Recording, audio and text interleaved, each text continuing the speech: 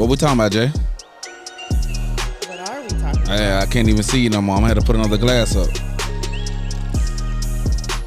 Is Jay in the booth dancing? Probably. You think so? Your cup is pretty. Thank you. Shout out to Right On Cue Designs that's in the booth. Okay. I like. out to Q. That's what's up, man.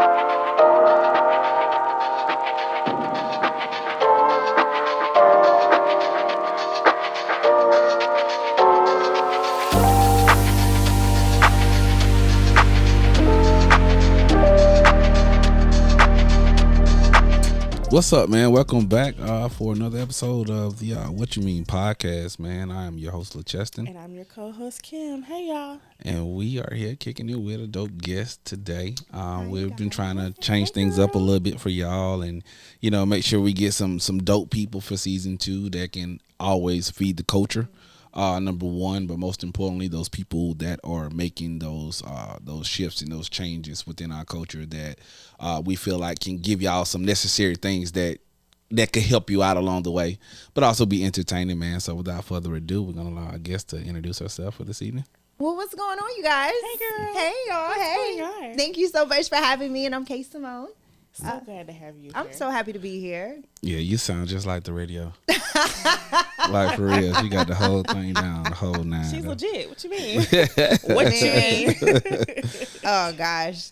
So first and foremost, thank you for coming. Thank you for No, accepting thank the you so much invitation. for having me. Man, I'm it's happy all to be good. here. Y'all know I just got to Birmingham, like legit. Like I haven't even been here for a month yet. For real? Seriously.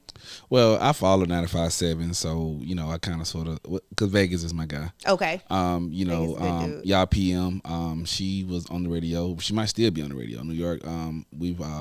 We've done some gigs together before, so Good. I got some people up there that I knew, and so you know. I show my little bit of faithfulness by hitting the follow button to see what they got going on, and I seen you've been posting a lot regularly on there. So I just shot a DMs like, hey, would you like to come on the station and just talk about radio personality? You know what I'm saying? All the things that you got going on in your career, and as far as that industry goes, because this is an industry Monday, and we do want to talk about women doing their thing as far as the radio station goes. So again, from the platform, from my staff and myself, man, we appreciate you coming. Absolutely. Thank y'all so much for having me. So what you got, sis? How we gonna make this thing go today? I'm a little nervous. Why you Why you nervous? nervous? I don't know what y'all gonna ask me. Nothing I don't think my producer put nothing bad on here. Not at all. I wish he did. But We're spilling tea, but not that kind of tea. yeah, it's all good. It's all good. Let's have some fun though. I got you. I'm gonna let co-host kick it off today. Okay, let's do it. So we got an icebreaker for you. All right, talk to me. So if you had Young Thug on the phone, Whew, child. okay, what are a few conversation pieces that you've taken away from him? Well, let me tell you this. I know that they love BMF. Him, Gunna, Southside, all of them love BMF. I had an opportunity to talk to them on the BMF red carpet for the first season, and we all had a good laugh on the carpet together because they were super excited. Like, no, for real, super excited. Really? Yeah, for sure. So I would definitely engage with him about BMF season 2, for sure. Okay. For sure. Okay. Oh, okay. You know what? Everybody talking about BMF right now. Have you watched? Are No. you caught up? I haven't. I'm Really? I tried to watch the first episode and it wasn't. I was like, I'm going to sleep. So yeah, for season 2? I couldn't even get past episode 1, season 1. Wow. So you ain't even. Jay, you don't already, Jay. Let her live, bro. We like 5 minutes in. Let her live a little bit. Let's have some fun. No, I haven't seen it. But why? I don't know. I tried, and it just. It didn't do anything. I love you, 50. I love you, but nah, just didn't do it for me. All right. So let's Go ahead, let it off. Let it off. There you go. I think the big. All right. So I think and this is a personal thing right here. Like me and my fiance, we've had our things, right? Yeah. One of the things that has kind of sort of like kept us grounded and kept us in communication with each other no matter what we was going through was shows. Like there were certain shows that we were watching that we would not watch without each other, regardless of what we was beefing, whatever the case may be. Is what day of the week you coming so we can get some popcorn or get some seafood and watch our shows. You know what I'm saying? So BMF is one of those shows that we won't watch without the other. You know what I'm saying? I'm a power girl, though. I'm all tied up into the power. You know what I mean? BMF is cool. It's nothing wrong with BMF. I couldn't get into it. You know. Do you know the backstory? No. I think if you get into the backstory of it, that'll make you want to watch it. Yeah. You know what I'm saying? Like the let me ask you this. How old are you? You're talking to the girl who asked Lil Meech on the red carpet. I went viral for this, by the way. Meech, well, okay. Are you in the show? Well, damn. I'm literally viral. I swear to God, I went viral. Facebook, YouTube, Instagram. I'm viral for that. Wow, that's crazy. We shared a good laugh. We shared a great laugh on the carpet. It was a great one. And shout out to Da Vinci, because Da Vinci looked me dead in my face and was like, I'm playing Terry. Like, why don't you notice? I'm like, bro, they just threw me on the carpet today, bro. Cause he hot on the market right now. No, Da Vinci is definitely hot on the market. Yeah, they after him right definitely. now. Yeah, I know. I seen a podcast or interview that one of the people that was there at the same event that you're talking about, and one of the things that she asked him about, was he dating Lala, because there was a little birdie floating around saying that they were. I think that was the dating. second. I don't know if that was the first premiere, but I think it was the second premiere you're probably talking about. Because I don't think the rumor floated until after the first season. So you got any insight on that? Spill the tea. I don't know. I'm on my business, you know. I'm on my business. I heard some things. I did hear some things, but I do be minding my business. I mean, bruh, all I'm gonna say is if you own Lala, you ain't losing, D. I heard the same thing you heard, you know. That's what it is. Now the source might be a little bit reputable, but I heard the same thing. Gotcha. But Lala's beautiful, so she's hey, gorgeous. That's shout what out I'm to Da saying. Vinci. I mean, he definitely dating up. It ain't like he dating down. Absolutely. You know what I'm saying? So, with that being said, you said you're a power girl. So. I'm a power fan, 180%. Like, I love power. So who's your vested character there? Right now, I can't wait for Power Book 2 Ghost to come back out, because I need to know what's going on in Tyreek's little brain. Nothing. I'm ready for that. Tyreek still need his ass whooped from the first season of the movie. Like, I ain't seen this man get no ass whooping yet, man. Like, what's really going on? Like, I don't know what it was. Like, I hated him too. I hated him and Dre, and I don't know who I hated more. You talking about Timmy? Yeah. Okay. I don't know who I hated more in the first Power. Yeah. You know what I mean? I don't know, but after going into like Power Book 2, I actually like Tyreek. I really do. I think the way he governed himself in the first season, you know what I'm saying, with getting to college, trying to make sure things were on point for his sister and his grandma, and just how he was just trying to get done what he needed to get done in order to get what he needed to get, so he felt like he could have his life the way that he wanted. I think that it was actually dope. So shout out to the writers, bro, because they doing their thing. Yeah, the writers are definitely doing a great job for sure. Yeah. So, and then I'm excited about Forrest too. Let me go ahead and throw that out there. With Tommy? Yes. That's what I can't watch. I actually enjoy. Well, here's the thing. It took me a minute. Shout out to Isaac and what is his name? I cannot think of his name right now. Chris D. Lofton. Shout out to them too. So Isaac is actually a great friend of mine. Okay. He's the one who plays Diamond. Okay. So that's a real good friend of mine, and it took me like 2 weeks to actually sit down and watch it, because I kept saying, "Oh my God, it's Isaac! Oh my God, it's Isaac!" Right? Like, it took me a minute to like sit down and really just be excited. Like, I had to call him and be like, "All right, I have to get this off my chest so I can actually enjoy the show and not look at you being Diamond, but I can actually watch Diamond and disassociate you." Got you. You know what I mean? It took me a minute. I was really excited. See, when I think Diamond from P Valley. You know, I couldn't even get into P What's Valley. What's that boy name? Tyler Lepley. You own him too? I mean, he's fine. Oh, Miracle Wise baby daddy? Yeah, he's fine, period. Or fiance? Or Benny from, what's the name of that show? The Haves and Have-Nots. Yeah. I didn't watch that either. I did. I didn't watch P Valley though. I told my baby I want my chest and my stomach to look like that. I want some abs and a nice chest. She said, "No, I baby. can airbrush them on for you though." I got you. You like P Valley? I do. Who don't like P Valley? You don't watch P Valley neither? Nah, I fell asleep on it. Damn. I just kept going to sleep on P-Valley. I couldn't do it. What is going on? I couldn't do it. I don't understand. I couldn't do it. Did you hit the pinky button? Hit the pinky button again, man. Shut the fuck Bruh. So you watching Tommy, but you ain't watching P-Valley. I couldn't do it. I kept and falling you can't asleep. get in the BML. We sat there and watched the first season. I know I was trying to because I know they wanted me to do the red carpet for the first season before they canceled it in Atlanta. And I was like, all right, cool, I'm going to get into it. First 2 episodes, I just kept falling asleep. And then they canceled the red carpet. So I was like, cool, I don't got to be so invested. And I could try to take my time. Months go down the line. I go to Charlotte and I'm at one of my bros' cribs. And I'm just like, he tries to get me to watch it. I fell asleep. 3 episodes in, fell asleep. I can't get into it. You know what I mean? Like, I'm not about to sit there and like stress myself out to stay woke to watch a show that everybody else like. I feel you on that part. If you're gonna put it true. like that, it's kind of sort of, again, not to go left completely on, you know, the What You Mean podcast, whatever the case may be. But you know, me and the wife getting ready to debut our podcast, and again, it's based on shows, but it's also based on black cinemas that she's never seen, that I feel like black people should have seen. You know what I'm saying? And what shows is this? Or Right. what movies? Man, I don't even want to go down that list. Y'all talking about me and P-Valley, and you talking about me and BMF. Put your fiance out there.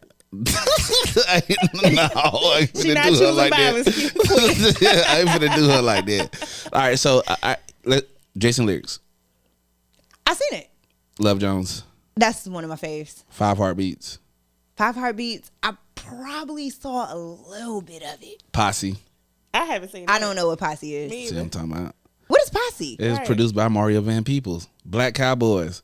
Everybody, last year, the Black Cowboy movie came out with Idris Elba and Yeah. all them. It went crazy. Right. All the black folks went crazy. You know so, how long it took me to watch that? What? Probably about 6 months after it came out.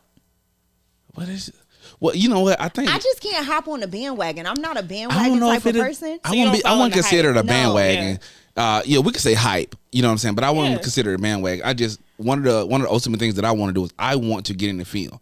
Like, I don't have to hit my shutter button to take another photo ever again if I can get in the film, because that's what ultimately what I want to do. Yeah. So when stuff come out that, you know, they're creating it for our culture, for us to see it from another side, and it is trending, like, you got people that are in Netflix groups on Facebook and stuff so they can see what people are talking about, because you'll be there all day trying to find something to watch on damn Netflix or any streaming service right now. So in terms of just like 95.7, even for what it stands for, you know what I'm saying? 95.7 is one of those stations about the culture. On the backside of that, of course, they get the business. That the business can't thrive without businesses investing in them sponsorships, doing what they need to do, Right. playing the right music on the air, whatever the case may be. We get it, you know what I'm saying? So when I'm talking from my perspective about, you know, black films and black cinemas, if it's out there and it's great and it's trending because it's great, then I don't consider me wanting to see it to be the bandwagon or just hopping on it because it's the hype, because that's just generally what I like. So I Yeah. can get it. That's just not your thing. Or Yeah, what, it's what just you not like for me. It takes me a very long time to like get into something that I'm not really interested in the Gotcha. first place. You get what I'm saying? Like, I don't stop and be like, oh, the new cowboy movie is out. Let me go watch Cowboys. I don't like Cowboys. You know what I'm saying? I don't like 'em if either. I don't like Cowboys, I don't care. Like, if it's out there or not, I have to warm up to it. Yeah. I'm the type of person I really will sit back and watch all old things. Like one show, anybody who knows me, A Different World. I watch that every day, all day. It's something. It's just something about like Nah. for me. I'm gonna say this and then I'm gonna turn it Like- back over to my co-host. This is the one thing that I'm gonna share with you about A Different World. Talk to Actually, my frat brother, man, we was having a conversation one day and he asked me. He quoted something from A Different World, and he was like, "Bruh, you ain't never seen A Different World?" And I was like, What he quote? I don't remember. I I don't bet remember. you I could tell you what episode And he it was just like, you. He was just like, you want to watch A Different World? I was like, nah, I could never get into it. It wasn't something that I really wanted to watch or something I wanted to do. So I actually said, okay, cool. So I got on Google to find out where I could stream it at, and I actually It's on HBO Max. watched it at work at Blue Cross when I was working third shift. Did you watch the first season? I started from the beginning all the way up. What was your thoughts? And this is what he told me today. He was like, shows like A Different World is what made him want to go to college and made want to experience college. Like Family Matters, and you know what I'm saying, like Bill Cosby and stuff like that. Matters. But it was the lesson that it taught to the black family. You see what I'm saying? Yeah. So you can't say that I watched A Different World and it influenced me to want to be part of that culture and go and experience the HBCU and go to school, but you can't give on the same token, the same hunt to Family Matters and, you know, Fresh Prince, these things that were put in place to be comedy. And, you know, because laughter is good for the soul, but at the same time, those writers and those people producing those shows and those people that they put on that screen for us to see, whether it was every Thursday, every Friday, whatever the case may be, they put them up there to try to instill something in the culture. So it's kind of sort of like, for me, like that's why I like to be well versed. Like I like to be all around to be able to say I can dib dab in a little bit of everything, or I know about this and I know about that. I can't be shut off to one thing, because not going back to say anything negative or nothing like that, but I can't shut off the fact that they just made a great movie and it just so happened to be on horses because it's around cowboys. Like, if we look at the actors in that movie, ain't none of them actors ever played in a cowboy movie. It's just who they casted for those roles, and we know why they casted them for their roles, because people was gonna go and check out those shows. So I think that's kind of sort of the Wayverse thing, you know, that I was just trying to get to in terms of what we were just saying about, you know, A Different World. Like A Different World, when I watched it, it made me have that same feeling. It's the character development for me with A Different World. First and foremost, it goes back. I have real bad anxiety. So watching new things sometimes plays with my anxiety because I don't know what's coming, right? Gotcha. But if I watch something that I'm used to, that I'm comfortable with, that brings me a sense of comfort, I can relax. You know what I mean? That's good. So bro. That's actually really good. That's what I mean when I say I can't just hop on things with that. That's because everybody else is hopping on them. Like I can't do that. I have to warm up to I have to warm up to it. I got you. So you know what I mean? Was there a character in A Different World that you Whitley? resonated with? What? Whitley. Why? Period. Why? What you mean? Why? Are you Greek? Have you seen Whitley? All her baby, like. Have you not seen her? Man, Fabulous, really all right, bro. Fabulous, Jasmine Guy. First of all, you will not disrespect the queen. Whitley is Jasmine Guy. Okay, I love you, queen. I love you. Okay, you will not. You will not either. You will not either. So look, y'all will not disrespect the queen, Jasmine Guy. But no, I actually love Whitley, and I'm gonna tell you why I love Whitley. I love Whitley for so many reasons. I loved her growth, from being, you know, the spoiled brat to actually getting a sense of reality. Right, you know what I mean? right. I love that dynamic of her. I love the fact that she could just say what she felt with no stipulation. She didn't care. Right. You know, Right. I'm just gonna say it. Yeah. And just I don't care. I don't care. You know, and I loved how she was. I think that's why other day, actually on TikTok, man, I seen Dwayne roll up on her while she was talking to her homegirls. And it was like, hey, you're my wife. I don't know what you got going on, but we gonna work through this and we gonna talk about it. And then she said bye. Yep, she did. And he said, let's go. He said, let's go. He said, let's go. And she walked right on behind him, like, and then all her homegirl was looking like, okay, I see. Bye. Like, that is me all day long. Bye. So are you Greek? I am an iota sweetheart. So that's what I am. So for the people that don't know, what does that mean? I'm an auxiliary behind a fraternity, Iota Phi Theta Fraternity Incorporated. But why are you looking like that though? Because I don't know what Greek he's a part, but he ain't part of I-5. Who you a part of, sir? It ain't even about the fraternity part. It's the fact that you just sat here and told me you was a sweetheart. That's what I'm talking about. Okay. I am. Okay. I am a sweetheart. I went through an educational, inspirational appreciation process. Yeah.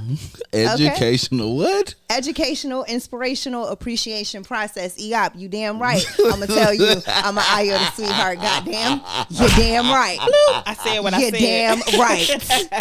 That's what's up, man. That's what's up, man. And they say don't knock it till you try. You feel me? But, which direction we finna head in, man?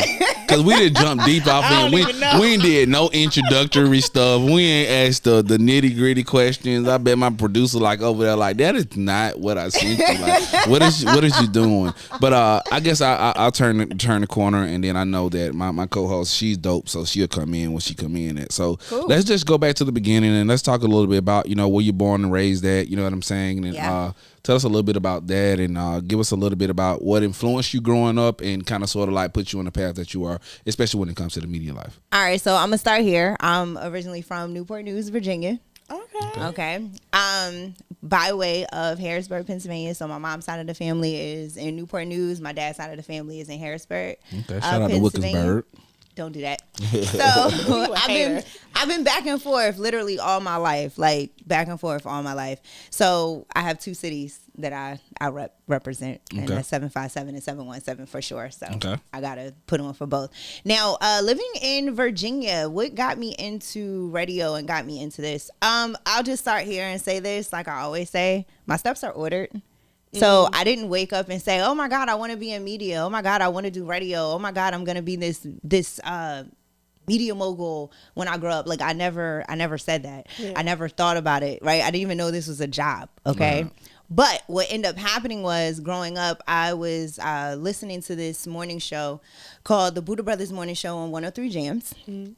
And I just grew up listening to them. Like they had this thing called the Kids Corner, and they used to. This is like when the Bow Wows and the B2Ks and the Little Romeos and all that stuff was out. So they dedicate a whole hour of their show for kids, so they can send the kids to the concerts that was happening. So I won a couple times, you know what I mean, and that was that. You know, I just enjoyed it. So it was to the point where I would go to sleep at night to this to the Love Below, which was like all R&B at night, just to wake up at 6 o'clock in the morning to be ready for the morning show, right? And I will say this, and when I say my steps is ordered, I'll just start here. So, like I said, it was never something I said I wanted to do. This is not it, right? But at 14, at a middle school, I was introduced to camera operating, being in front of a camera like this at 14. And then 2 years later, I was approached by this TV station called Channel 47, Newport News Public Schools TV station. I was approached by them. And the person who picked me up, I was hired. I was an actual student. I was a worker. So I got my first entertainment check at 16 years old. Dope. So when he picked me up, come to find out, the teacher who put the camera in my hand at 14 years old, that was his daughter. Wow. And then from there, one of the personalities, rest in peace to DJ Law. DJ Law actually came through the same program that I was on, but DJ Law, I grew up listening to him on the Buddha Brothers Morning Show. Right. So then that's the connection part too. And then after that, as I'm in Philadelphia, we'll get to all of that, but I was in Philadelphia working, and I was like, all right, it's time for something new. I'm ready for the next part of my life. I'm not necessarily sure where this is going to go. And at the time I was looking at New York. A friend of mine was actually in Atlanta. Shout out to Monty, that's my baby. So she was in Atlanta, and she was telling me, I think Atlanta might actually work for you, sis. Like Atlanta might be it. So while I'm in Philly, the imaging director, his name was T-Storm. Shout out to T-Storm. And T-Storm literally was like, hey, I think Atlanta might be good for you too. So I think you need to go ahead and reach out to the people in Atlanta. The person you want to reach out to is Hurricane Dave. So I'm like, all right, cool, I could do that. And I finally got a hold of Hurricane Dave, me and Dave having a conversation one day. And Dave was just like, well, what got you into radio? Same question you asked me, right? So I'm like, well, I grew up listening to this show called the Buddha Brothers Morning Show. Like, I never thought that this would be my path in life, but I grew up listening to this show. And he was like, you know what's so crazy? He was like, I was their boss when you was growing up listening to them, and that would be the same man who hired me in Atlanta. Wow. So when I tell you that my steps are ordered, like I sincerely mean that my steps are ordered. That's dope, man. Wow, that's hella dope. Yeah. Like, I ain't even gonna hold you. Like, for real. Like, that's... Like, what do you say? So it's just so many, like, the way that my journey constantly connects and keeps connecting. Yeah. It's just like, at this point, I don't even go after anything. I just let it fall to me, because I'm just like, all right, I'm clearly walking in purpose, even though sometimes I don't know exactly what it is that I'm doing, where it is that I'm going next. It's just kind of like, just fall back and let it take its course. Gotcha. Yeah. Gotcha. This guy. So why is media your passion now? I mean, I've been doing it for so long. Yeah. You know what I mean? I started at 14. Here's the thing. Like I said, your steps are really ordered, right? And for me, like, my steps was ordered. So, growing up, I've always been into music. Yeah. And I was always into like, you know, your Bow Wows, your B2Ks, you know what I mean? Like B2K was my fave and J-Bug was my favorite. And then after that, at 14, J-Bug. yeah, J-Bug was my fave. Don't do that. Don't do that. J-Bug was my favorite. Why do you like J-Bug? No, Hold on, we gotta stop right there. We gotta put a everybody was comma on right there. Omarion. What you Everybody was mean? on Omarion, but you know what? I love J-Bug because you know J-Bug was like the Michael Bivins of the group. He just talked. You know what I mean? Like he just smooth talked with and it. he was so smooth. Right. You know? He was smooth. He was just so smooth, his fine ass. You wouldn't get it.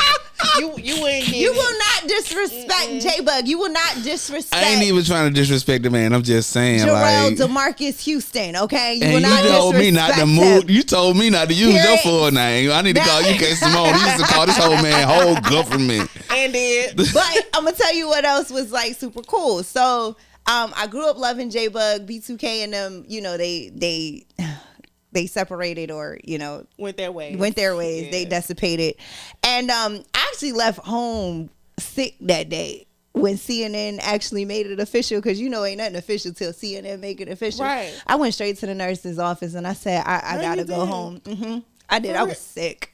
I was sick. You to was my- that heartbroken? I How was old sick. are you, man? How old am I now? Yes. I'll tell you in a second. But I was sick then, right? I was so sick. But then I got 14 and they had the Scream Tour 4, and Sammy sung to me when I was 14 years old. Who? Sammy. I nah, like that's the my nigga. way You look at me. And come to find out, Sammy is actually one of my good friends now. That's dope. So, That's so dope. I say, when I tell you, I really did not know what God was doing at that point in my life, because I wouldn't expect. I'm just a kid. I'm just Right. young, but I was so infatuated with what was going on in pop culture and what was going on in our culture, that I mean, I had every Word Up magazine you could think about. I had everybody's CD. Used to read the back of the CD and like be like, okay, so this is the person who produced this person produced that. When Sierra was first coming out, I knew Sierra was actually coming out before Goodies dropped. The song that was for like how I knew Sierra was coming up next, if you looked in the back of the CDs, it'll show you who was coming, like, oh, look for this person. So I was heavy into this group called ATL. I don't know if y'all remember that, but Sierra was actually she did a sure cameo was. in ATL's Calling All Girls video. So I was like in Janae Aiko, like before y'all. You a like, Janae person? yeah, I love Janae. But see, here's the thing. But before Janae was like Janae, She was like, you know, somebody everybody else. was saying that was Fiz's cousin at that Yeah. time and all that. So I was like heavy into her music then, you know. So it was just like 2004. yeah, 3, it was like 2000, not even 3. It was like 2000, Oh, yeah. 2000, 2001.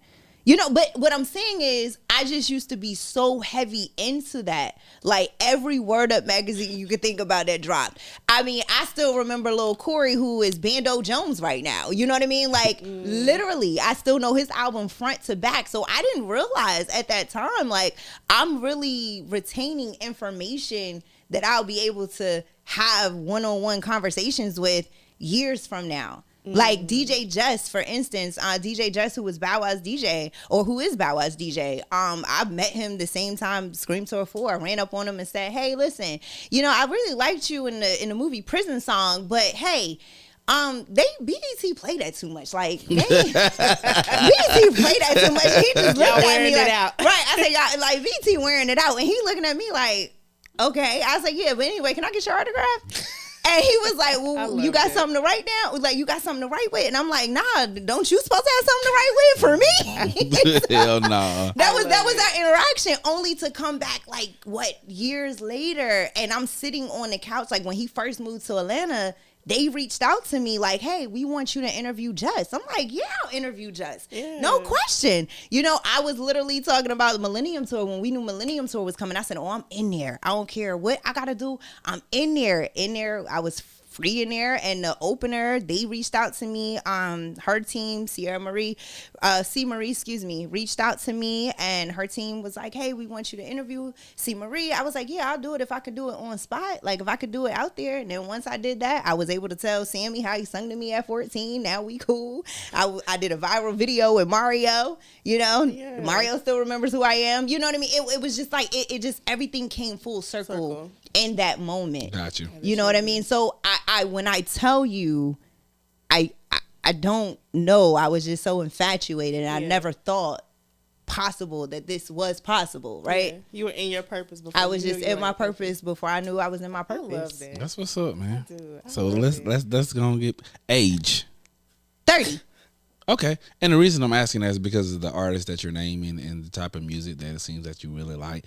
Like, it's very seldom that I meet people that really like the kind of music I like. Like, the stuff you're saying, I really wish I would have brought my CD book up here so I could have just spin through it for you. Like, I was the type of person that I get the CD, take the cover out, put it in the cover, and then put the CD behind it. And put the CD behind it. Yeah, yep. so like I literally got a big ass CD book with still my CDs in. I can't get rid of it because that music, that music got me through a lot of stuff. You know what I'm saying? So it was a lot. So when it comes to and we're going to slightly off script here, but I have to ask this question just because I want to know. When it comes to with all these people that you've been around, all these people that you're getting to know within your respective industry, like. Excuse me. What are you looking for in terms of like when it comes to like the dating realm for you? Like, are you looking more towards and please do not take this the wrong way. Oh no, go ahead. I'm ready. Are because we got a thing nowadays, and especially in 2023, tongue twister. 2023. Thank you. Okay, cool. Gotcha. About dating within your ranks. You know what I'm saying? So it's like you're sharing these rooms with these superstars and these people that are on and people that could change your life in the matter of 24 hours. Like when it comes to is that attractive? No. Let me finish the question. So when it comes to what K.Samone wants, like, you know, what you would consider to be your person or your significant other, like how does dating fit into the everyday media world and what people may not even know about you?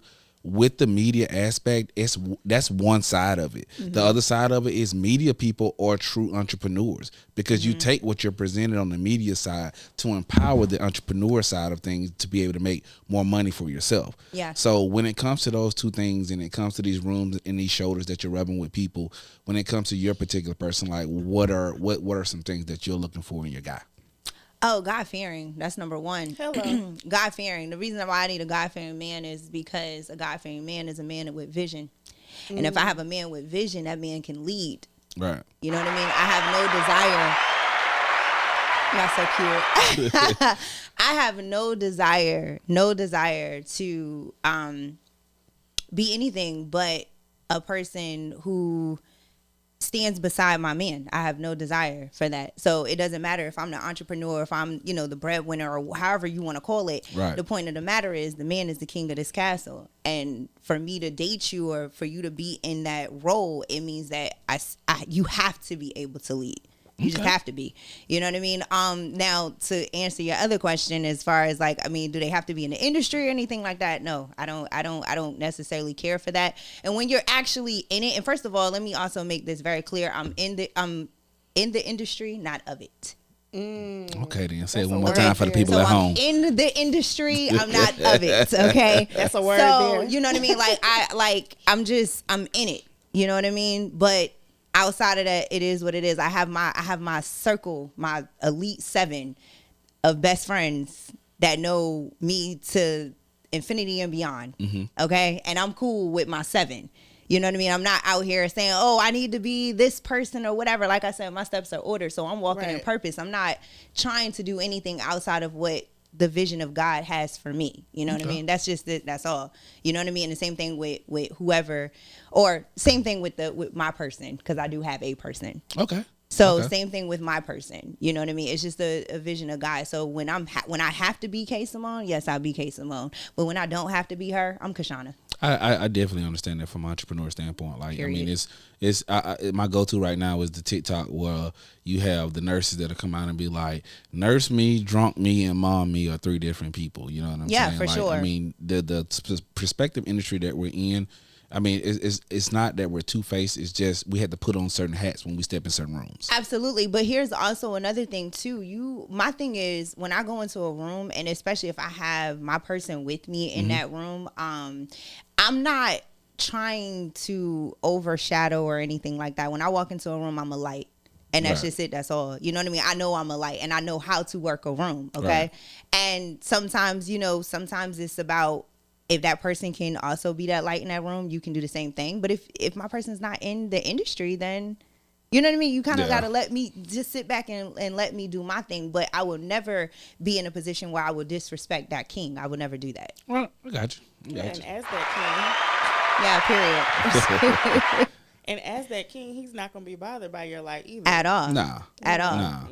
At all. I mean, go ahead. Because he has it. Because here's the thing: he has his purpose, right? Right. Mm-hmm. And he's focusing on his purpose. You know what I mean? His purpose got him very Where he hands is. on where he needs to be. Yeah. And if he does have time to step into my world and take a step back, cool. But when I'm with him, I step into his world and I know when to take the step back. Yeah. You know what I mean? I think cool. that's important to understand. Is he an entrepreneur as well?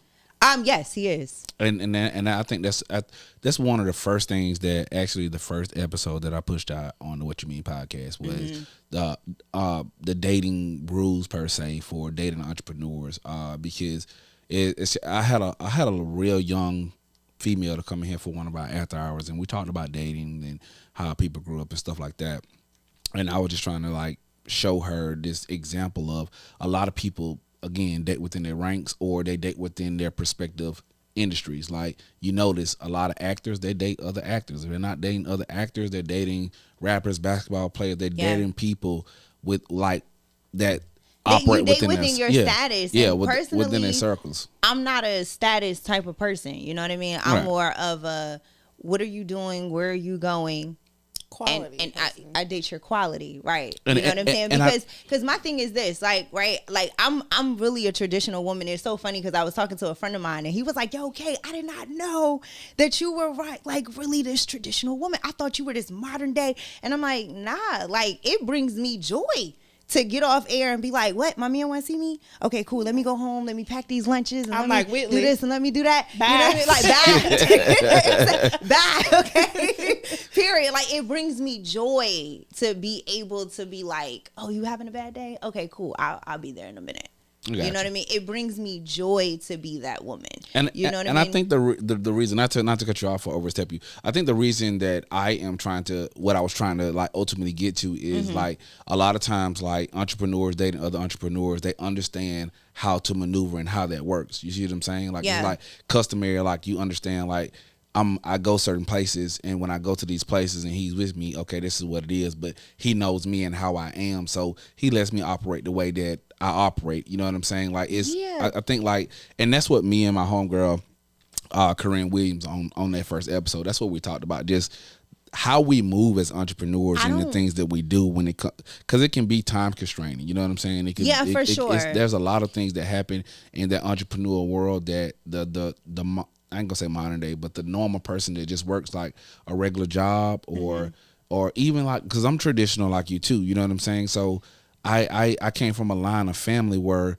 your life was go to high school, get your degree, then you go out of 3 places in this little small town where they're paying the best money at. You marry your high school sweetheart. You buy a house. You have some kids. You raise your kids. Send your kids to the same high school you went to. Go to the same basketball games. So I come from that traditional place. You know what I'm saying? And when I left that traditional place, I left it because I wanted different. You see what I'm saying? Right. But those attributes and those things that were instilled in me are still there. You know what I'm saying? But I had to understand how they had to be modified a little bit, if you will, when you're in the entrepreneurial world with the things that you have to do and the place you have to go and how you have to move. You know, does that make sense what I'm saying? No, that makes all the sense in the world, dating somebody that, that understands what you do. But my thing is, it's not about understanding what you do. If I understand that you have a purpose, I know how to step back because you're in purpose. Got you. You understand? So it's not about, I don't care about you being, I don't care that he's a entrepreneur or whatever. You know what I'm saying? Right. It wouldn't matter. If you're in purpose, you're in purpose, and another person walking in purpose can identify another person walking in purpose. That's what's up. You know what I'm saying? Like you can understand that. So it's like, okay, well, cool. You're feeding your drive. You're feeding your passion. So what can I do to help? What can I do to, what can I do? What can I add being here? Because the thing is, I don't care as it pertains to dating, right? The thing is that I feel like people have to understand is that when you come into somebody's world, you have to conform and adjust to how this person was prior to you being here. Mm-hmm. You know what I mean? Right. Now it's just like you guys have to make room for each other. Right. You know what I mean? But it's like you have to conform to what this person was doing prior to you. Got you. That makes And sense. now it's not. Now it's about making time and making effort to squeeze you in, to add you into my schedule. But, And even too, just being in purpose. Like I feel like your partner, and it kind of piggybacks off what you were saying earlier. Your partner should push you further in purpose. absolutely. Mm-hmm. So if your partner is like taking away from like what you're doing, or excuse me, they're taking away from what you're doing, and they're really like trying to water you down or like put their thumb on you, like that's a problem. That's a problem. Absolutely. Absolutely. So you don't want that. No. I don't think you want that at all. And I just, me personally, when it comes to dating, it's just I only date people who know what they want. You have a vision. Right. You get what I'm saying? Absolutely. Like, as long as you have a vision, you're working towards that vision, and you know what your purpose is, I'm gonna support that, because you're innovative, you're driven, you're entrepreneuring, like you're an entrepreneur, Right.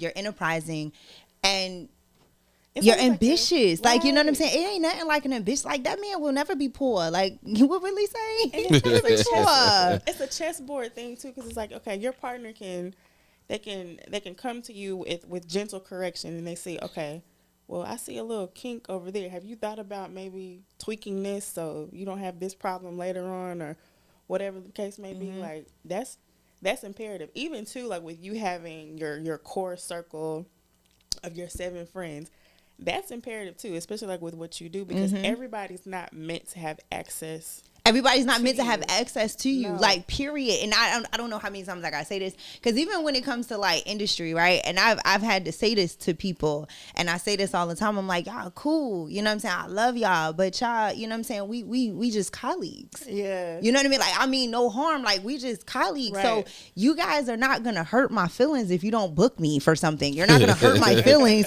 if I don't. You know what I'm saying? Like, if you don't invite me to this event, like, Yeah. because you're not that close to me. You know what Right. I'm saying? Like, you're not that. And then my 7 who's been around, they've been around since, well, one of them, Medina, she's been around since 16. We started in TV together. And then the rest of them are my college friends, 10 plus years with me. Where did you go to school at? I went to Delaware State first, and then that's where I crossed as Iota Sweetheart, Spring There 11. we go. Okay, Here we go. the ladies of unforgettable chaos. Okay, There you go, man. the ladies of unforgettable chaos. That part, and then I ended up graduating from Old Dominion University. Okay. Nice. Yeah. So, and I have like my lucky 7, and the beautiful part is none of them are in industry. None of them are in the industry. And then it's like, they really know me, Yeah. to the point where when I do say something, I come to them about job issues. The beautiful part, let me also say this too, because when you have a circle, you want to have a circle of people who hold you accountable. You know what I mean? Like, I can go to them with any issue. I don't care, any issue. It could be job, school, relationship. It could be anything. The first thing that they're always going to tell me is, well, can I be honest with you? Sometimes, Kay, you do this, and this. So maybe let's check this first and make sure that this reaction is not causing the problem over here. Okay. I have friends in my corner that's really like, if I come to them with relationship advice, right? They're not, oh, leave that man. He doing you dirty. Like, no, okay, hold on. Your attitude is jacked up right now. I think you need to sit on this for a second before you react. You know what I mean? I have friends that's really like in my corner. Yeah. 1,010%. You know what I mean? So when I say I got my lucky 7, I got my lucky 7. So I don't care what happens. Like, if I lose my job today and I'm not K.Samone to y'all, oh, that's my team. Right. They got my back. Right. You know what I mean? It's like, oh, it's all good, girl. You gonna get another job tomorrow, girl. Bye. Right. You know what I mean? They was mad. They couldn't have you. So it's okay. You know what I mean? Like, that's my team. You know what I mean? And I think it's very important to have people like that around you. Yeah. So when you do fall short somewhere, they can lift you up. Right. They can hold you accountable while lifting you up. You know what I mean? They can lift your spirits. I couldn't even pray for a better circle. That's what's up, I bro. couldn't pray for a better circle, man. You gotta have that. That's so. I mean, you've been dropping some gems, bro. I ain't even gonna hold you there. So, you know, we all in the industry minded, so I don't want people to feel like I'm getting all of my feelings or getting you all of your feelings or nothing like that. But I'm going to change gears real quick. Talk to me. And I want to ask you just simply, you know, with you having the exposure to get into radio at the age that you did, in the area that you did, and then get into it in Atlanta, and you're now landed here in Birmingham. How would you say that all of those things kind of sort of differentiate as far as the market goes? Like, do you like the Birmingham market when it comes to radio? Well, I'm just new here. You know what I mean? I'm new. I only been here for a month. Okay. But I do like it because everything is still traditional here. Like, you really have people that still listen to the radio while they're working. Right. You know what I mean? Like, you have people that still listen to the radio while they're like driving. Whereas, you know, in other markets like your Atlantas or your Phillies or like your Atlantas and your Phillies, it's just like, you know, people are oxing and you know they're on their Bluetooth and their music and things like that, which is cool because you know it is what it is. But what I realize is markets like Birmingham and where I'm originally from, radio is. It gives me back. It takes me back to the feeling of what it was like when I was a kid, listening to radio. Okay. You know what I mean? Like it's traditional. You know what I mean? Like I remember getting up, like I said, at 6 o'clock in the morning, just waiting to hear, you know, the Buddha Brothers morning show. Yeah. That was my thing. So, and I feel like here, when you are conditioned to that, it's just like this is a part of my routine. It's a part of my daily routine. So if I don't have this, then it's like, it sets the tone of your day. Right. Yeah. Gotcha. It messes my day up. So when the Buddha Brothers morning show actually left, and this is the funny thing about like iHeart, right? So when the Buddha Brothers morning show actually left, they brought a new morning show, but I wasn't here for it. I was like, I didn't grow up on this show since I was like 6. Like, you know what I mean? Like, I don't want this. Like, you know what I mean? No offense to the new people that they have, but I was like, I don't like this. And at the time, the only radio station that was like ahead of what was happening digitally was iHeart. And at that time, I saw The Breakfast Club. So what I ended up doing was on my iPad, I downloaded iHeart Radio app, and I listened to The Breakfast Club every morning at 6 o'clock. Gotcha. So shout out to my best friend Rudy, because she could tell you. Like, I literally, that's how I also started to manifest different things. I'm like, this is what I want to do. This is where I'm going to be. So we're going to like manifest this every day. And I got to find me a new morning show. And it was so perfect because it was like The Breakfast Club came right on time. 2010, like came right on time, right? So shout out to my best friend, because she'll tell you, like, she even got photos, videos, and everything. But I would be asleep at her apartment on campus, like, because she stayed right across the street from campus when I was staying at my mama's house. So I was like, it's better to stay over here. Yeah. And I would be asleep in her bed with my, like, I would be sleeping in her bed with my heated blanket. And because she used to keep she still does, she keep the house on 20. 2 degrees. Yeah, on 20. Okay. On 20. So I would be at the edge of her bed in a circle, with the blanket over top of me, heated blanket, 6 o'clock alarm go off just to cut the radio on and go right back to sleep. Wow. And then I'll be up right at 7 when they was doing the interview. Like clockwork. Like clockwork. They inspired It was like me. Clockwork. That's what inspired me, The Breakfast Club. Really? Yeah, like, I mean, because I've been hosting stuff since I probably started around the time you started. Yeah. But my hosting and running my mouth the most started in church. And it went from church to starting acting in drama and in plays. So I've wrote screenplays. I've acted in screenplays. Like, that's just always been a part of who I was. Like, if you give me a mic or you put me in front of a crowd and tell me what I need to do, I can make it shake. And all throughout college, I mean, I hosted everything. If anybody had an event going, I got the phone call to host the event. You know what I'm saying? So when it came to like just, you know, me learning different things about photography and videography, when I stepped into that world, it was kind of sort of like I was able to start kind of sort of channeling what I wanted to do based on what I had always been doing. And when I would see The Breakfast Club, like, if you go inside that room right now where we started at, you'll see SM7Bs. You know what I'm saying? Like, okay, if that's what Charlamagne talking on, that's what I need to be talking on. You know what I'm saying? Like, okay, cool, I need to do this, I need to do that. And then it's just learning a little thing. So the things that you've given us, you know what I'm saying, on the podcast, you know, today, essentially at the end of the day, it supports everything that you are right now. Everything that you said, with it happening in its purpose and it happening because it was supposed to happen, I can see why it happened, and I can see why you're operating the way you're operating, because it's always been, however big the light was, it was always that little bit of light showing you, okay, this is what you need to go towards and this is what you need to do. This person is going to show you how to do this. This person, you're going to see them in 10 more years, but you don't know that you're going to see them in 10 more years. You don't know. Like, you don't know. Exactly. It's crazy when you it's crazy when you think about it. You know what I mean? Like, and it's so cliche. I know it sounds so cliche because I know some people are going to be watching like, but she ain't really give no jewels. And the biggest thing that I want anybody to take away is, if you stay where you are and pay attention to where you are, like focus on the present, not worry about where I'm going to be. Not worry about, oh my God, this is not fueling me. Like, this is not what I really want out of this. This is not going towards where I'm trying to be. If you stay still for just one moment, stay planted for one moment, I promise you'll start noticing the clues. It'll be right there in front of your face. I promise you. You know what I mean? Like, I would say this, like in Atlanta, I actually made a video about this on my Instagram too. Yeah. But I will say, like, when I was in Atlanta, I was real frustrated. I was so frustrated in the space that I was in.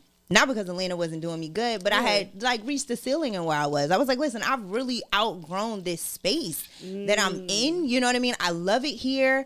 I love this company, but I don't know what's next. I don't know, like, you know what I mean? Like, I'm frustrated here, like really frustrated. Like, what else can I do? And y'all don't have nothing else for me to do. But what else can I do? You know what I mean? And it got to the point where I was like giving up. I was literally like, hey, I'm just about to quit because I don't know what else. I really don't know what else to do.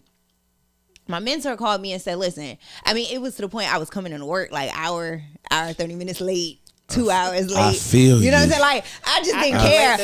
When I tell you I didn't care. And the sad part was, and if I could tell you, I'm always late, all right? I'm always late. And it was to the point where me being late was getting on my nerves. It was getting on my best friend's nerves. I was frustrated at the station because I'm like, I hate this morning shift. I freaking hate it. And I hate being late. Why can't I be on time? What is happening? Like, I was really like over it, right? That's a whole different battle. I was over it. And then my mentor called me and said, listen, just because you don't feel like it does not mean that you give up.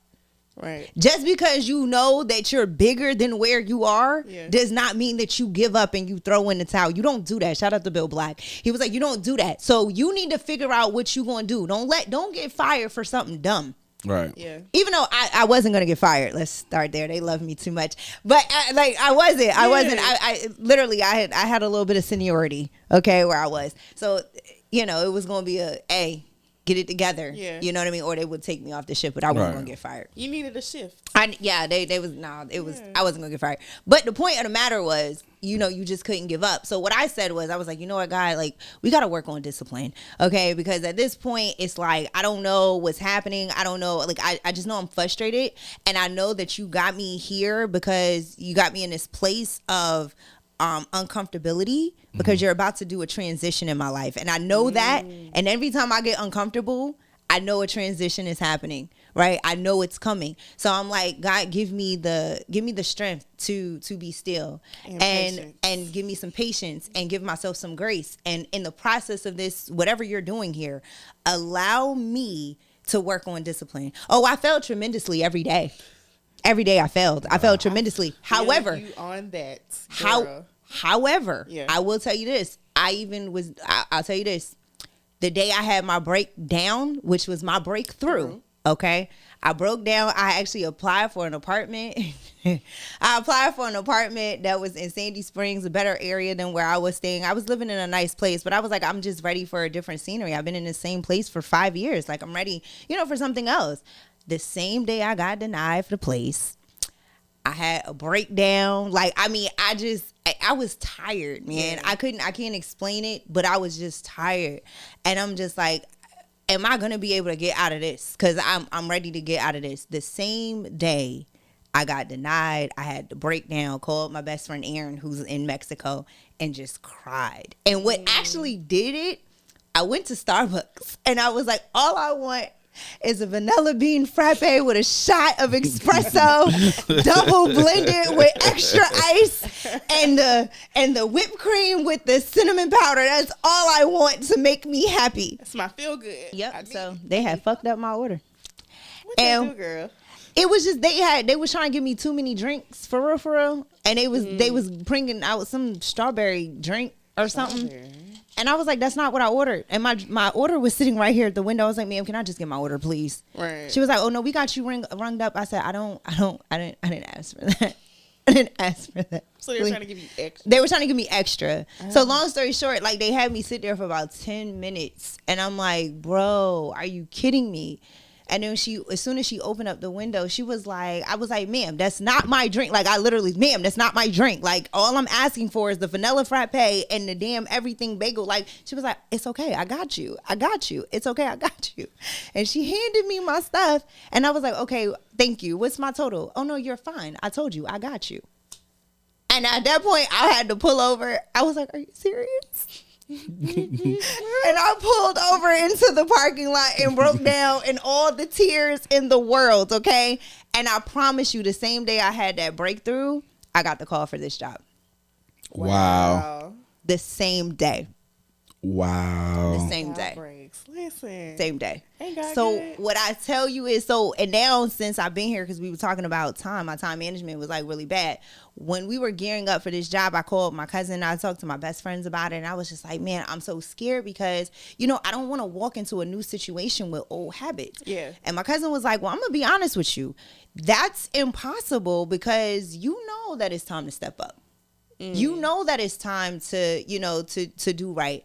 And I feel like you've understood that you're in a transitional period. So now that your mind has understood that you're in a transitional period, going into your next season, you'll be perfectly fine. Well, going into my next season, I show up to work an hour early. I hear that. You understand what I'm saying? I hear that. I don't got time. Telling you straight up. I'm running behind. I'm 6 minutes behind.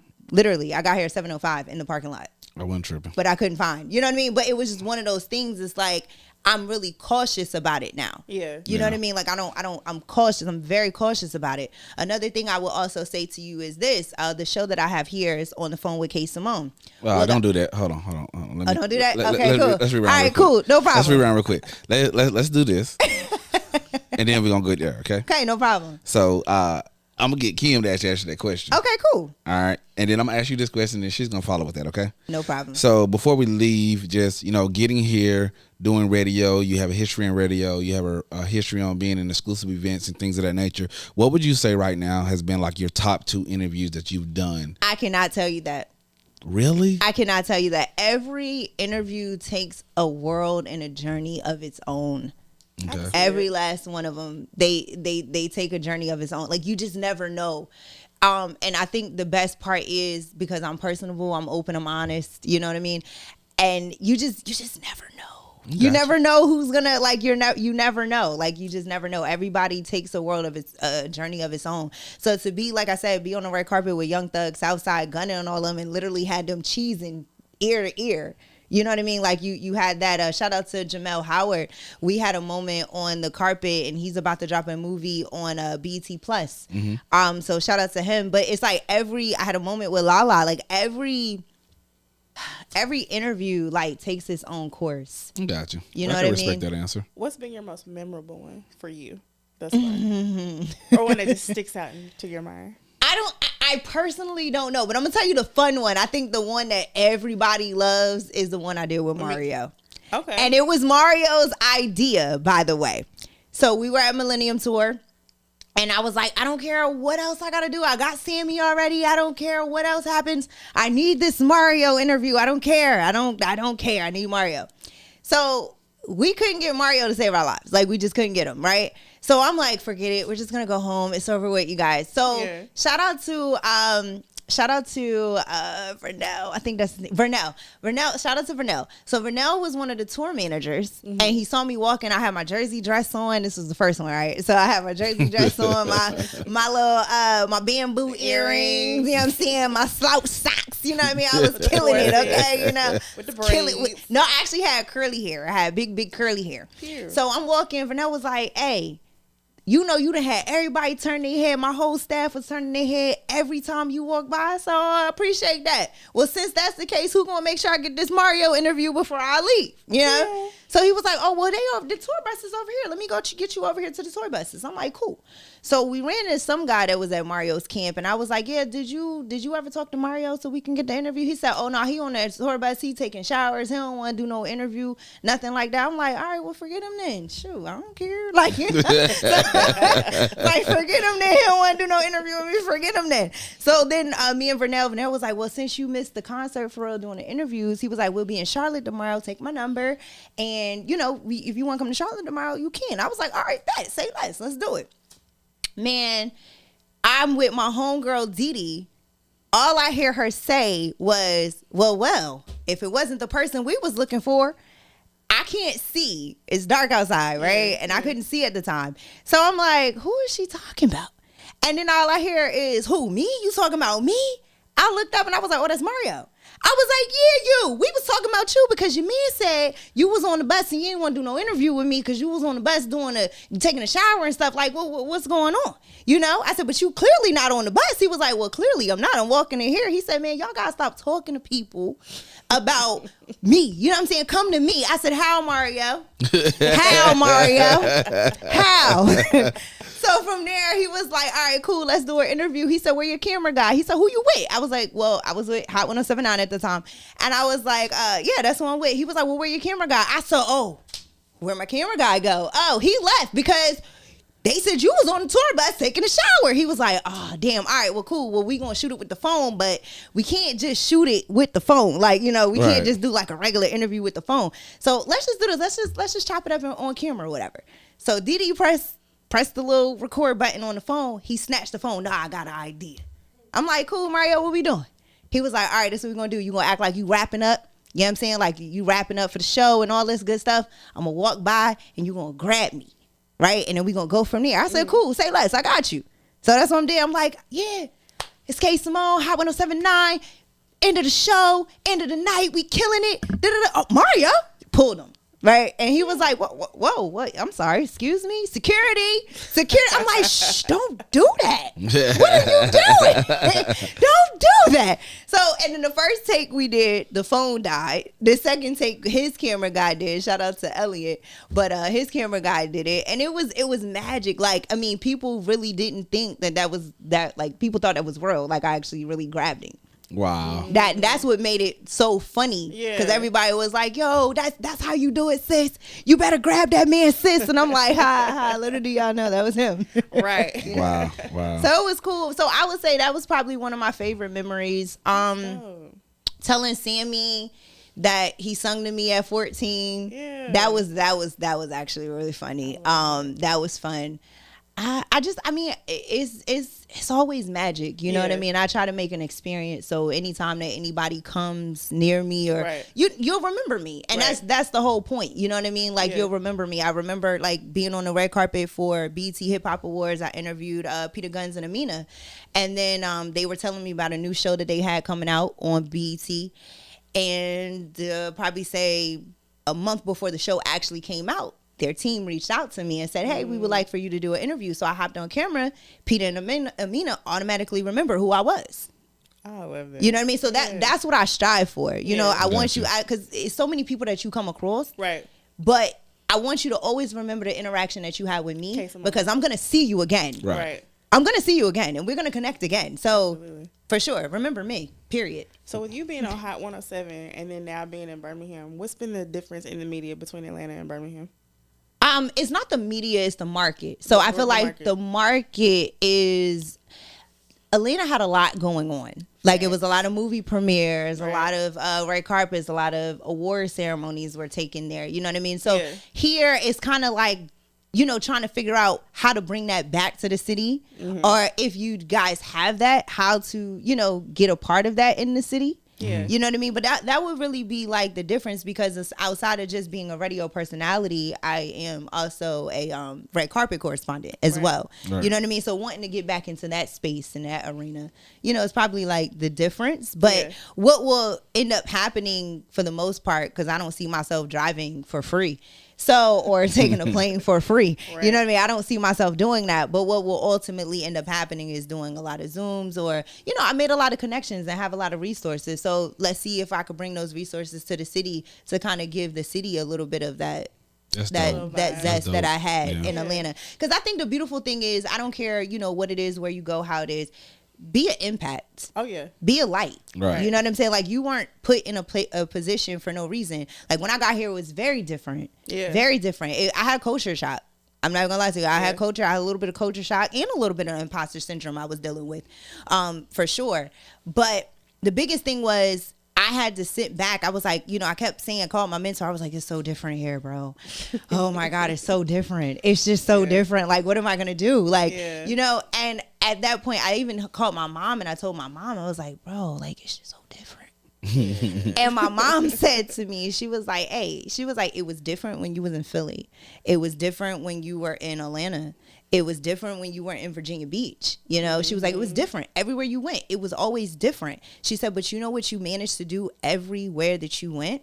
You left an impact. Right. You left a seat that had to be filled. Right. You left something that can't be duplicated. So don't look at this as dreadful. Look at this as a mission, because that's what you're here for. You're here to fulfill something that they did not have before. On assignment. You got here. You're on assignment. Right. Gotcha. That's what my mom told me. So let's talk a little bit more about your segment on the phone with K.Samone. So that's not the segment. That's the name of the show. The name of the show. Yes, that's Excuse the name me, of the sorry. show. Yes. So how'd you birth that idea? Okay, cool. So 2020, my mentor actually called me, Bill Black. He said, hey, I got an idea. I was like, talk to me. On the phone with K.Samone.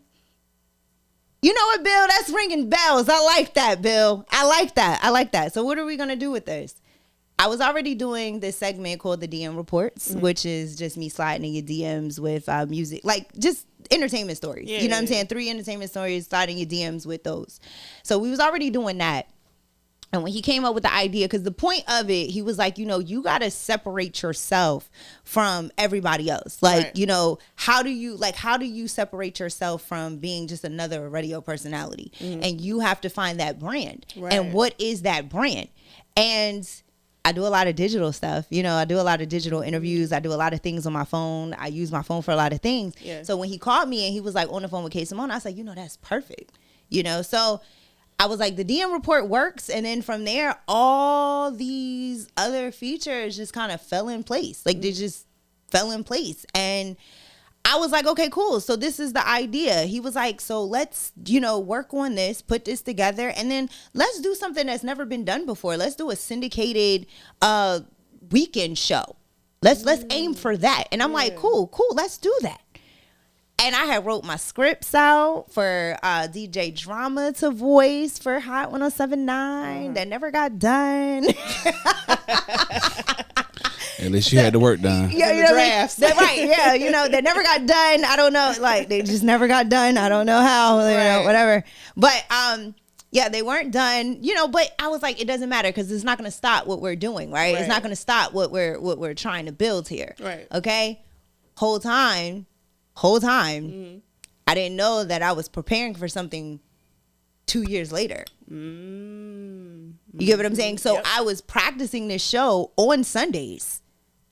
And here it is. It's a show that I got full time. Gotcha. That's dope.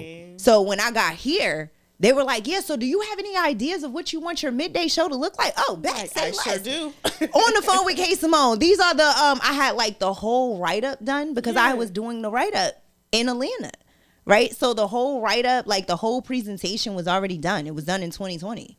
You know what I mean? We were trying to figure out to do the photo shoot. Like, that's the one thing I'm still trying to do the photo shoot around it. You know what I mean? Yeah. But the whole write-up was done. The intro, shout out to one of my good friends, Clay. Hey, Clay. So Clay actually, so I had a college radio show at Old Dominion called Industry Illustrated. And we were sitting around one day back then, like, how do we want to, promote Industry Illustrated? So Clay came up with the idea and said, hey, I think we should do a cipher. Yeah. So we did a cipher completely based around the show, like for college. So Clay was like, I was like, you know what? I got to get an intro. And the intro beat is Kiss Me Through the Phone. So, of course, I reached out to Sammy first, but they didn't get back to me. So I was like, well, if Sammy don't do it, I know the perfect person that can do this for me. And I literally called my homeboy Clay and was like, hey, listen, these are the features. This is what it is. Yeah. And do your thing. He's an artist. And I was like, you could pick whoever you want to do the hook. You could do, like, it's all you, baby. It's all you. Out from there. Played it on Hot 107.9. Didn't ask nobody. Didn't do nothing. I just did me. Like, you know what I'm saying? I just fuck the rules. Forget the rules. You gonna like it, damn it. Forget the rules. I was like, listen, I'm trying to play nice, but fuck these rules. So that's literally what we did. Played it. Everybody loved it. And it was like the intro was already done. The scripts were already done. Everything that they needed here was already done. That's what's up, bro. That's dope. So back to, just walking in purpose. You know what I mean? That's what's up. It's walking in purpose. Well, look, man, as we get ready to turn the corner, man, and get ready to get out of here, you've been an awesome guest, man. There's one more thing that I want to ask you. For sure. And when I ask you that question, we're going to come back and we're going to get ready to do a little smaller outro. It ain't nothing major, but we definitely want you to plug yourself and, come back and tell the people where they can find you and all of the good stuff. So I guess our last question for this setting would just be, like, what's next for K.Samone? Like, what is your, like, TV. What are some short term? Okay. TV is next for me. I have a TV agent. So nice. I do. I have a TV agent. And that's next for me. So it was so beautiful because I had called her in the midst of my frustrations in Atlanta. And I was like, I just need something else. And she was like, it's okay. Like, we'll figure it out. And we had plans to get things started by January, but plans altered because I moved from Atlanta to here. Right. So she was like, she's super proud of me, Kanesia. Shout out to Kanesia. But like, she was super amazed because, what she had planned, it was kind of like, all right, well, now we gotta switch it. So now what we focusing on is just branding me, and we're kicking everything off for me come March. So when it comes to TV, are you talking about just TV or streaming and all the other good stuff as well? So TV, what I mean is like having like an entertainment segment on the news, possibly. Okay. Doing more TV appearances. Does she also handle clients that want to possibly try to get stuff on streaming platforms? Or is she just strictly TV? I'm not sure about streaming. I'm pretty sure she probably does because she has her hand in pretty much a little bit of everything. Bro. I need that plug. Okay, we'll talk. We'll definitely talk. We'll talk. But she mainly focuses on news, like newscasters and things like that. But I was a special case where where she picked me up for entertainment. Okay. You know what I mean? So I was one of those special cases, and the beautiful part about that was Fox Soul. I did an audition with Fox Soul. Shout out to James DeBose. He's the head of programming for Fox Soul. But I was on the Black Report back in April. So back again, my steps are ordered. When I actually was looking for that agent, when I came across Kanesia was like, yeah, I saw that you was on the Black Report. Funny thing is, 2 of my clients are also on that show as well. Wow. Yeah. That's what's up, man. That's what's up, man. You have your own show, girl. Yeah, it's coming. Because she walking in her purpose. So what's up, in good? Your assignment. Period. Okay, I like that. Hey, man, to each one of y'all, man, that are listening right now in your home, or if you got us on in your car, you listen to us at work, whatever you're doing, man, we want to say thank you from the What You Mean podcast for actually tuning in. And if you're not subscribed or you're not following us, make sure you do that right now. All of our handles are right now at the bottom of the screen, man, so make sure that you do that. But real quick, man, we're going to let our guest plug herself so y'all can go and support her and follow her as well. So if you do me a quick favor, just tell the people who you are one more time and tell them where they can find you. Absolutely. It's K.Samone, and you can follow me on all social media platforms at It's K.Samone with an A. That's ITSKSAM1. That's what it is, man. So y'all already know, man. I'm your boy LaCheston. I'm your co-host Kim. And until next time, man, y'all already know what it is. Peace.